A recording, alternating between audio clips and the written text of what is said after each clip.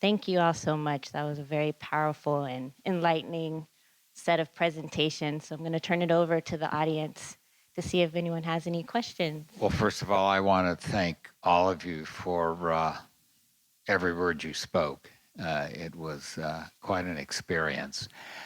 My question goes to my friend up there from the faculty of the Institute of in Santa Fe. And what you said about what happens with respect to California Native artists is, may I ask you the question, is there something that would effect a fix that could be done by the state legislature in California? Correct. So according to my sources, it would actually take legislative action in California so the Indian Arts and Crafts Act does allow for state-recognized tribes to participate as Indian artists, with the exception of California. Okay. Reason being is that the feds in the state disagree on how that acknowledgement and that scope works. And so in order for us to legally be under the Indian Arts and Crafts Act, it would take legislative action. However, that will take forever. And the federal government and the state of California is in no rush to fix this. So there are fixes. The Autry has, Robin has, and staff here has found a workaround. Oh, no, I'm well aware Yeah, of. so there are workarounds that, there are workarounds. It's just institutions have to be progressive enough to adopt those workarounds. And a lot of people are archaic in their ways of thinking and don't realize the complexity of California or what happened to us here. Sure. And like I said, I have to educate other curators and people about California Indians, and it's exhausting. And so any support that people hear or through these networks of curators and institutions and lobbyists and leaders, any support for California Indians is much appreciated. But there are fixes. There are quick fixes. Yeah, let me suggest a couple of things. First of all, I can't, since I no longer hold the title, but I'm sure anybody at the Autry would be perfectly willing to try to help other institutions do the same fix that we did. The other thing which occurs to me is whether an organization like the California Association of Museums might be willing, through its operation, which often deals with the California state legislature, do something about this. And I happen to sit on that board, so I would be happy to talk with you about whether something might be worked out from that angle too. Much appreciated. Yeah. Thank you. Any other questions for our wonderful panelists? No, Joe. Thank you for your great presentations. One of the things I was struck, and this is more of a comment, hoping to get more comments, is when we had the exhibition, when I remember I See Red, and we had some of Frank Day's work, I believe it was. And sort of researching it and reading the text and the labels that was produced, he never considered himself an artist. He says, I am not a shaman, I am not an artist, I'm a person who's trying to keep our culture alive. And Clint, when you were talking, I was thinking, wow, what a phenomenal connection of how Frank Day back then, and Clint, how you were speaking today, I thought it was interesting to point out that connection, how, we think of California Native artists are generally artists, and, artist is very much of a Western term, right? Anyway, any comments on that sort of relationship or perspective?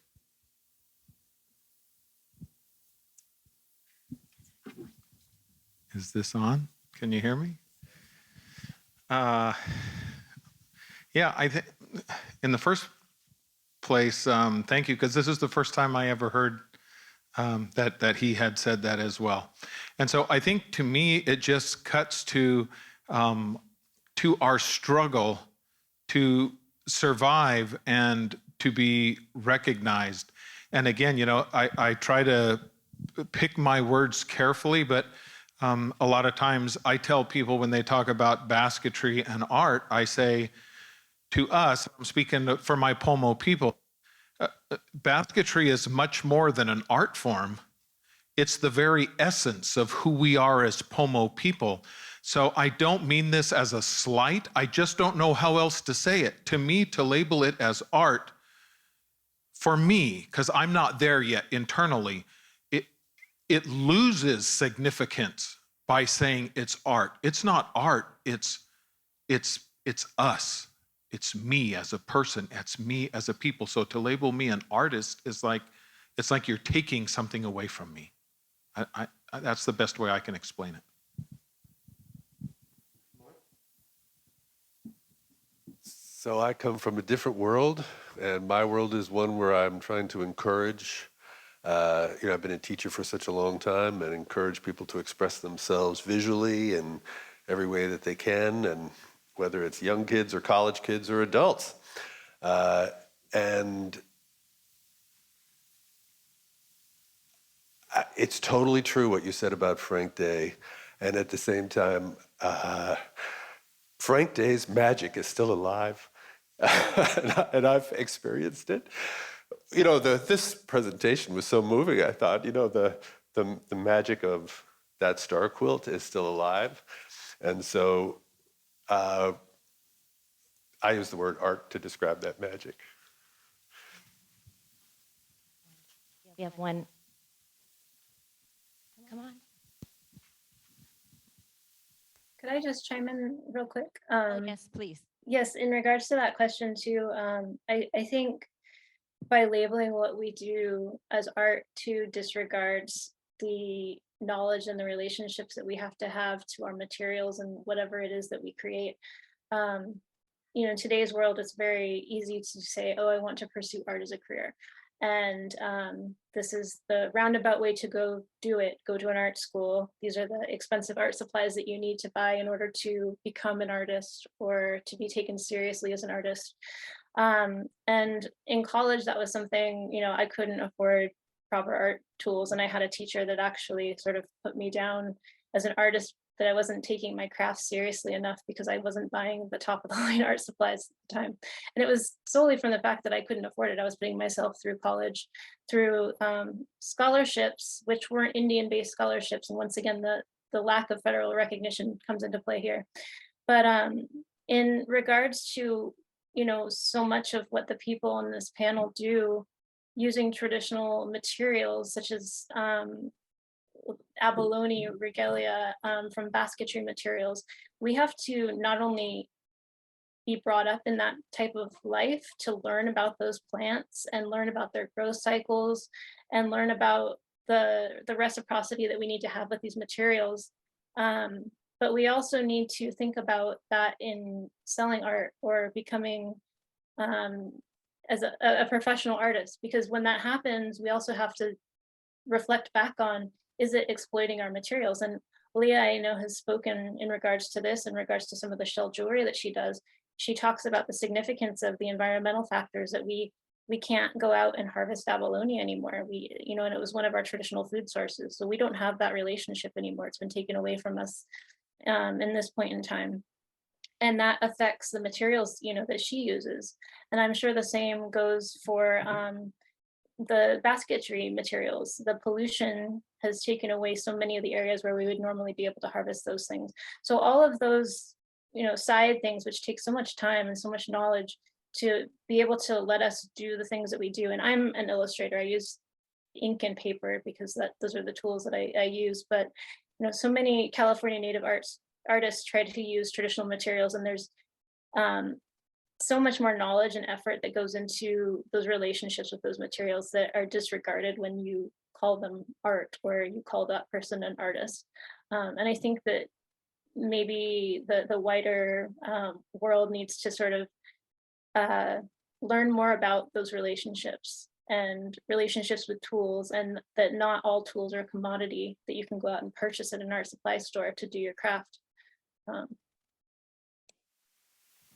Thank you. I think that ties perfectly with this last question that we received online is, can you speak about how traditional land ecological knowledge keeps everything in balance as artists, and state if doing anything truly meaningful to include native stewardship practices, and so how much of your artwork is dependent on TEK? Leah, I know that's one of your... Another one of my soapboxes, right?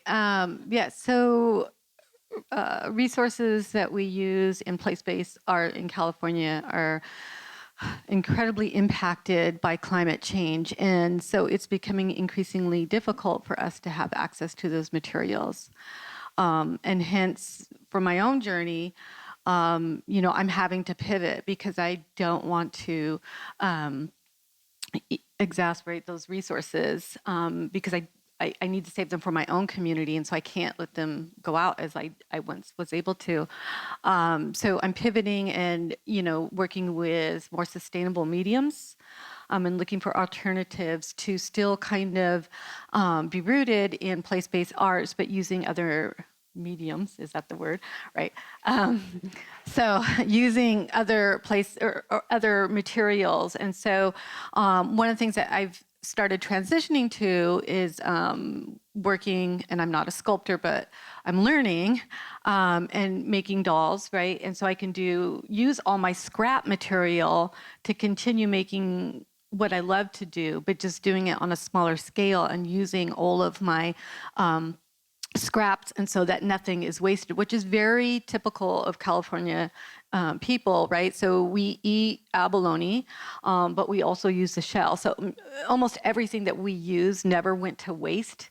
It was always eaten and used for other purposes. But again, access to a lot of those foodways are also impacted by climate change. And because in California, we don't have treaty rights, we often have to jump through several hoops just to access materials. And that doesn't include the knowledge and relationship you have to have with those materials, but it also includes jumping through all these bureaucratic hoops just to get materials and then navigate climate change. So there's a lot of layers to producing place-based work in California. Thank you. Clint, did you want to add? Yeah, so, again, here's another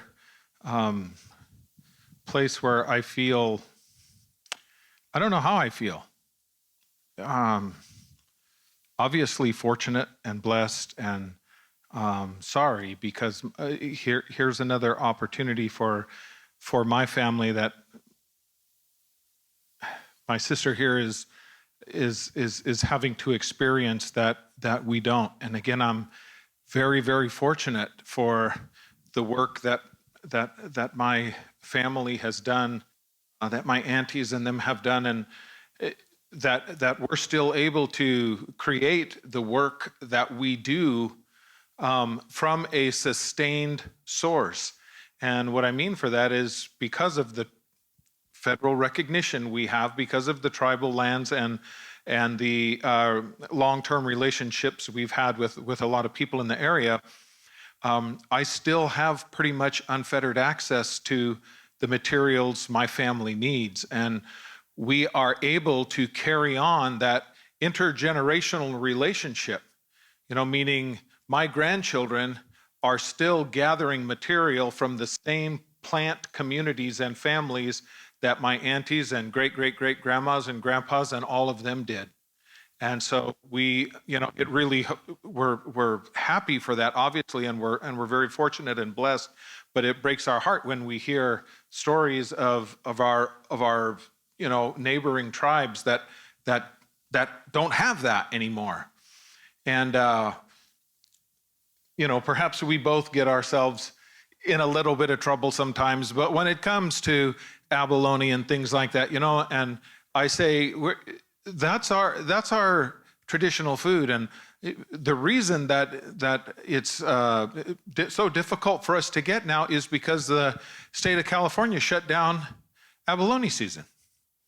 And it's been that way for about 3 years, and they tell us that they don't know when it's going to happen again. You know, when it may never open again. And so we're forced with, you know, what do we do? Recognized tribe or non-federally recognized tribe? And, you know, I might be making some calls for some help here pretty soon too, but my dad is 86 years old, and he was raised on that. I mean, that's something we had our whole life.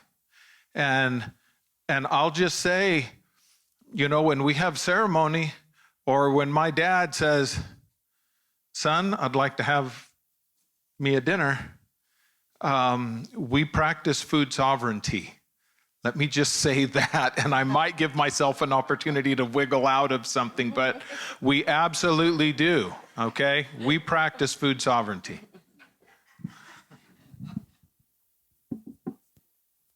Well, thank you to our panelists. Let's give them a round of applause.